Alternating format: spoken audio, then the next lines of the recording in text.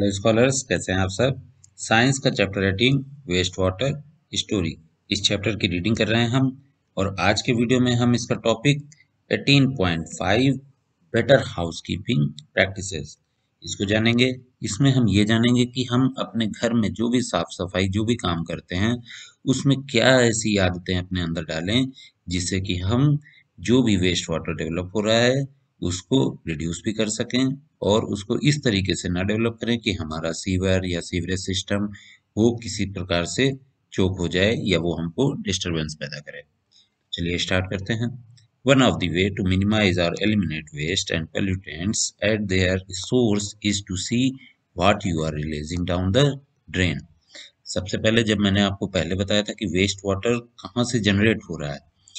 Suppose आप wash basin पे hand wash करने गए, टैप से फ्रेश वाटर आ रहा है और आपने जब हैंड वॉश किए उसी समय वहां पर सोप के बबल्स और सोप उसमें मिक्स हुआ, मीन्स वेस्ट वाटर हमारे एंड से ही जनरेट हो रहा है। किचन में आपने यूटेंसिल्स क्लीन किए, वहां से वेस्ट वाटर जनरेट हो रहा है। तो जो सोर्स है वेस्ट वाटर का वो हम चेक करें कि हम क्या रिलीज कर रहे हैं, क्या वेस्ट वाटर जनरेट कर रहे हैं। ओके, और उसको कैसे मिनिमाइज करें। कुछ पॉइंट्स हैं। Cooking oil and fats should not be thrown down the drain. They can harden and block the pipes. In an open drain, the fats clog the soil pores, reducing its effectiveness in filtering water. Throw oil and fats in the dustbin.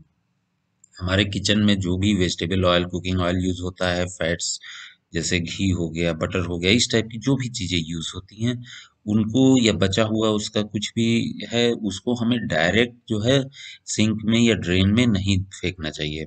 उससे क्या होगा, ये oil या fat जो है हमारे drain की pipe में जा करके उस पाइप को हार्ड कर देता है और ब्लॉक कर देता है। कैसे? ऑयल जाएगा, उसके साथ में और भी चीजें मिक्स होंगी और वो वहां पर एक बड़ा सा थक्का टाइप का बना देंगे और वो पोर्शन क्या होगा, हार्ड हो जाएगा और वहां से फिर फर्दर वाटर जाना रुक जाएगा। ओके, और इसके अलावा क्या होता है, जो ओपन ड्रेन्स है, ओपन ड्रेन्स में क्या है, पानी सीधे सरफेस के ऊपर बह रहा है, सॉइल के ऊपर। तो ये ऑयल या फैट क्या करता है कि जो सॉइल के पोर्स हैं, जो होल्स हैं छोटे छोटे से जिनके थ्रू वाटर सीप होकर के नीचे तक जाता है, इनको ये ब्लॉक कर देता है। ठीक है, तो वाटर जो नीचे सीप होके जा रहा था, फिल्टरिंग हो रही थी उसकी, तो ये फिल्टरिंग प्रोसेस भी रुक जाता है। तो ऑयल या फैट्स ऐसी चीजें हमें डायरेक्ट सिंक में नहीं डालना चाहिए, इनको हमें डस्टबिन में डालना चाहिए। Next, chemicals like paint, solvent, insecticides, motor oil, medicines may kill microbes that help purify water. So do not throw them down the drain. जब हम वेस्ट वाटर ट्रीटमेंट में पढ़ रहे थे कि कुछ बैक्टीरियाज ऐसे हैं जो ये सारी जितने भी इम्प्योरिटीज हैं इनको, ऑर्गेनिक मैटर्स को डिकम्पोज करने का काम करते हैं।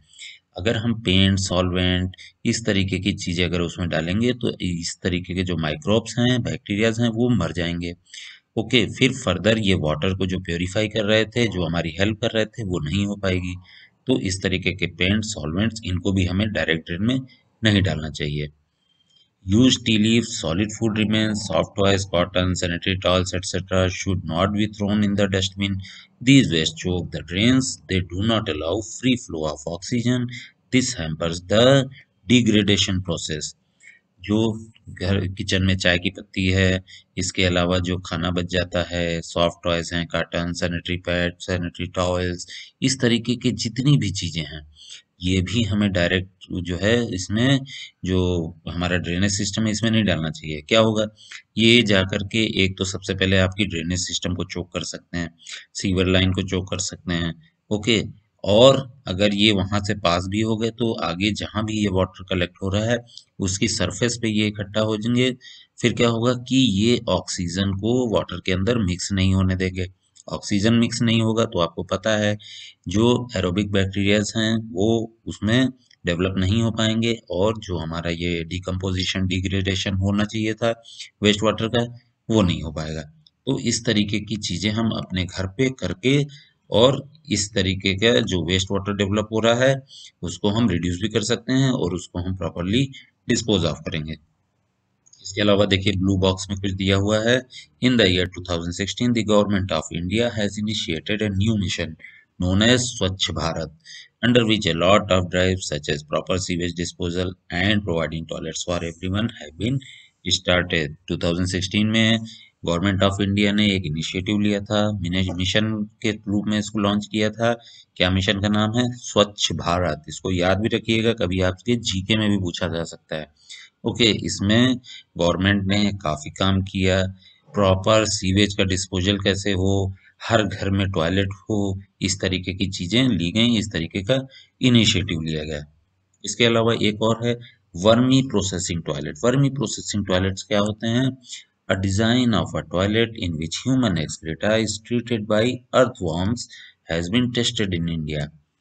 It has been found to be a novel, low-water user for safe processing of human waste. The operation of the toilet is very simple and hygienic. The human excreta is completely converted to vermicakes, a resource much needful for soil.